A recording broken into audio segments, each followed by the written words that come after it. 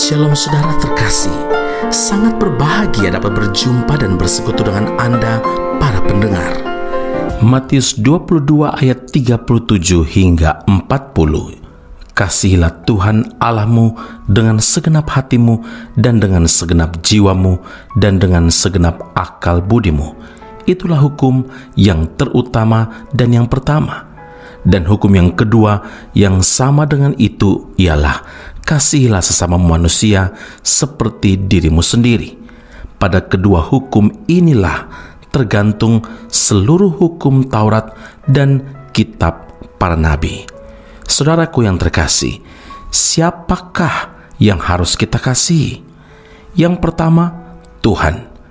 Firman Tuhan dengan tegas mengatakan, kasihilah Tuhan Allahmu dengan segenap hatimu dan dengan segenap jiwamu dan dengan segenap akal budimu.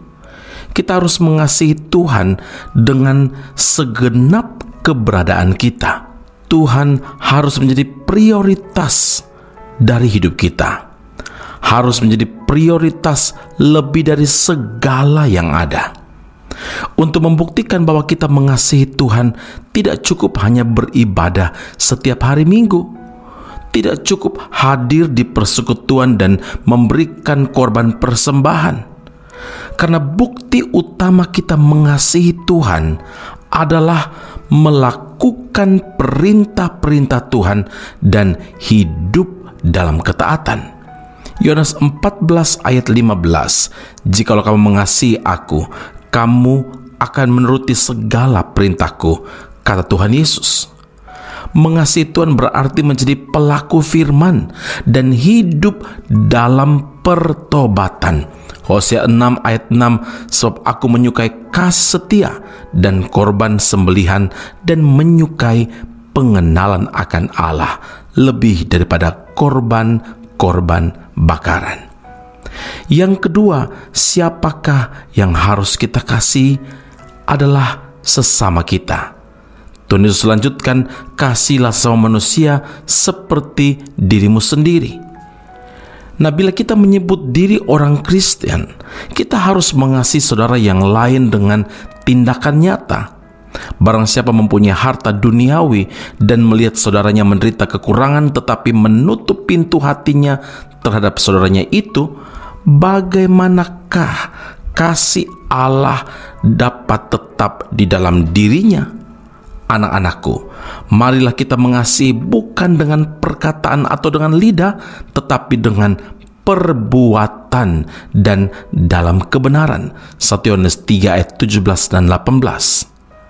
Sering dijumpai masih ada orang Kristen yang bersikap tidak peduli terhadap orang-orang di sekitar yang hidup dalam kekurangan, bahkan sengaja menjaga jarak karena takut dikacau, takut diganggu oleh mereka.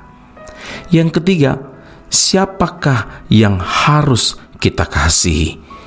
Yaitu musuh kita. Kita diperintahkan mengasihi musuh. Orang yang telah menyakiti kita, yang telah melukai hati kita. Orang yang membuat kita menderita. Mungkinkah? Nah, itulah perbedaannya kekristenan dengan kepercayaan yang lain. Di dalam Tuhan Yesus berkata, mengajarkan dan memberi teladan kepada kita, kasihilah musuhmu, berbuatlah baik kepada orang yang membenci kamu, mintalah berkat bagi orang yang mengutuk kamu, berdoalah bagi orang yang mencaci kamu. Lukas 6 ayat 27 dan 28. Dengan kekuatan sendiri kita pasti tidak mampu melakukannya. Karena itu saudara yang terkasih, berbicara tentang kasih tidaklah cukup, karena yang perlu adalah kasih itu terbukti dalam tindakan. Amin. Mari kita berdoa. Terima kasih Tuhan Yesus untuk firman Allah saat ini. Engkau bukan hanya mengajarkan kepada kami, tetapi Engkau Allah Tuhan yang telah membuktikan kasih Tuhan dan bahkan memberi teladan sampai titik darah penghabisan ketika Tuhan Yesus berada dalam dunia ini. Engkau masih memberi teladan bagi kami untuk mengampuni setiap orang yang bersalah kepada kami. Terima kasih Tuhan Yesus, kami juga diajarkan untuk mengasihi sesama kami. Bukan menutup mata, bukan mengabaikan, tapi kami dapat mendukung mereka melalui apa yang dapat kami lakukan, dan bahkan juga kami dapat mendoakan sesama kami. Kesempatan ini juga kami ingin berdoa bagi saudara-saudara pendengar Bread of Life Audio yang adalah keluarga kami di dalam Tuhan Yesus. Ketika mereka dalam kelemahan, dalam keperluan-keperluan apapun itu, mari Tuhan bantulah mereka. Ingatkan mereka untuk selalu berharap hanya kepada Tuhan, karena pengharapan mereka dalam Engkau tidak pernah mengecewakan.